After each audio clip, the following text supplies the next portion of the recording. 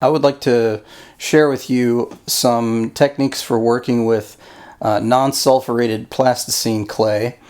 It doesn't have sulfur, so the NSP, the S, stands for sulfur, and the whole idea is that you want to avoid sulfur being a part of your working process because it's a chemical that doesn't cooperate very well with working with silicone. One technique is called making a clay press, and this type of clay is very good for that. This is an example of taking a silicone negative and dumping some molten clay into a mold and brushing it around so you can get all kinds of details out of the mold. And since it's kind of waxy, the thinner parts cool relatively quickly.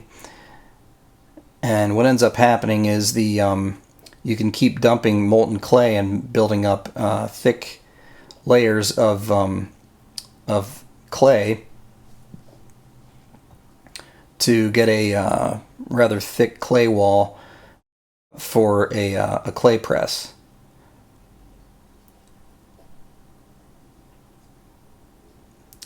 And then once you have a good detail layer that you've made with one of those cheap, don't use a good brush, by the way, use a one of those cheap, $1 brushes that you get at the hardware store, and those tend to be throwaway brushes. They call them chip brushes.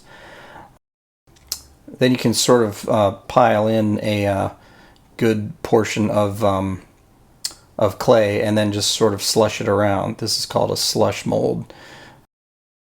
So you're slushing around the material until it starts to cool and thicken, and then you'll have enough that's cooled so that you can pull it out after it's cooled pretty well, and then now you have your clay press. So what I've done here is I've sculpted together a couple of likenesses of using this clay press idea, trying to make a sculpture of this Janus idea. This is the Roman god that has two faces on either side of one head. You'll notice that there's a lot of heating up of the clay and shaping it with heat. But once it cools, then it carves really well, so you can use a lot of carving tools. It's a good idea to sometimes put a sculpture on a Lazy Susan. So you screw a Lazy Susan into a base of some kind made of wood, and then you can turn your sculpture around really quickly. This is a stand for making sculpture. Basically, it's just a board that I found lying around, and this is a Lazy Susan. It's a pretty good sized one that you can get these at the hardware store. And basically you just screw these to the bottom of the board. It'll move around. It's got roller bearings in it, and it's a good idea when you make these to seal the end grain with polyurethane or a product called polyacrylic. Polyacrylic is a water-based sealer, and that will help to keep the board from warping. So if the board warps, if you can see that sliding along there, there's a slight warpage there, but if the board warps after you attach this, then it causes this thing to be misaligned and to have some difficulty in moving. But having one of these makes it very easy to move your sculpture around, and it's also good after you have your sculpture on here. You can do some mold making. So when you have your piece on here and you're trying to make a mold of your sculpture, then also having this on a Lazy Susan helps to rotate your piece, and it's a lot easier to work with. So very helpful. This is a part where I thought the neck wasn't really looking so good, so I tried to chop out a large portion of the neck, and what I realized was that since I made my sculpture hollow, that it created a large hole that I had to deal with. So one of the advantages here was that since the clay can be built up kind of structurally, you can build walls with it and it'll retain its structure pretty well.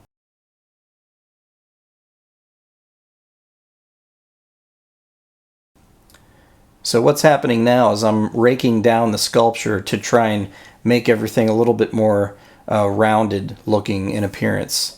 So the best way to sculpt with this material is to sculpt everything so that when you start sculpting with it, you want it to have this sort of raked down look, like you shaved it down with a fork, kind of. And some people actually use forks to sculpt with this material. What I'm doing right now is I have these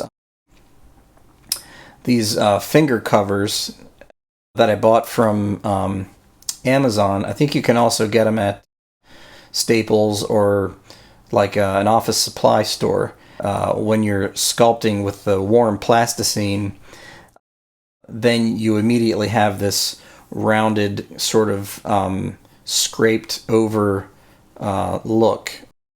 The whole point of scraping down the sculpture is that you're cross-hatching as you go through the sculpture. So the importance of cross-hatching is that you get more of a biological or a smoother look as you work your way up to the final details as you go. So there I was using a heat gun to try and melt down some areas that needed to be reworked. So this clay works very well if you heat it up. So I have in the background, I have a toaster oven, I have a microwave, and I'm also using a heat gun. So if I want to heat the clay up really quickly, I'll use the microwave. But then I also have a pile of clay going in a toaster oven on the warm setting. So I'm always keeping it kind of warm because I want the ability to sculpt on and model on some clay so that I can work with it immediately. So in a few spots I'm starting to work in some detail, and if a piece of clay has been sitting on the model for a while, it's cooled off and I need it to be pliable again, then I'll take the heat gun and I'll blast it with the heat gun. Okay, so what's happening here is I'm interested in changing the structure of the face here, and I wanted to make sort of a Quasimodo look. And what that basically means is I wanted to take the eye socket and move it down a little bit just to get the motion of the sculpture to sort of sway a little bit from one side of the head to the next. I thought it would give it an element of a little bit of eerie quality to this sculpture. And so what I did was I just cut out that part of the eye, and I wanted to see what would happen if I just moved it down.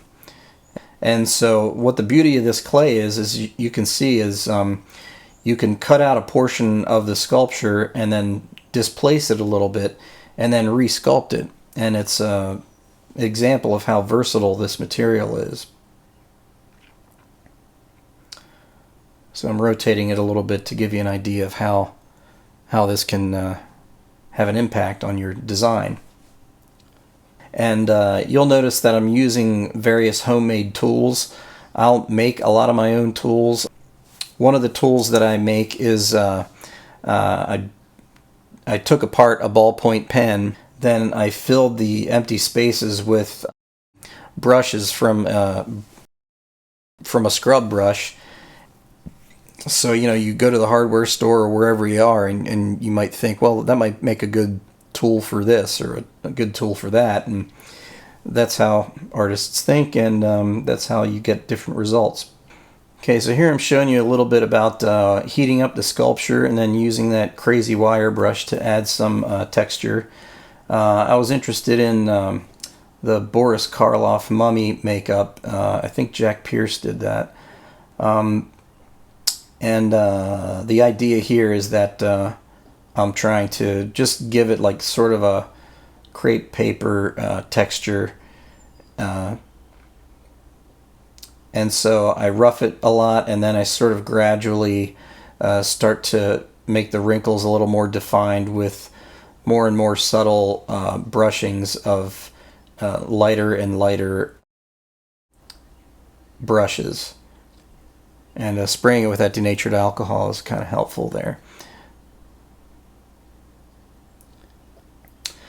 And this sort of shows you what some of the textures are looking like. Toward the end of this sculpture, I added sort of a hexagonal shape at the bottom.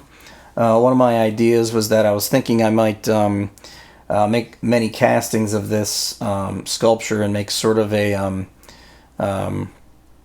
Buckminster Fuller, a buckyball out of all these castings, which is sort of kind of like a soccer ball out of these things. So these are some of the ways I use this clay. You can research other sculptors that use this material. It's a great material, and you should check it out. It's called Chavant NSP.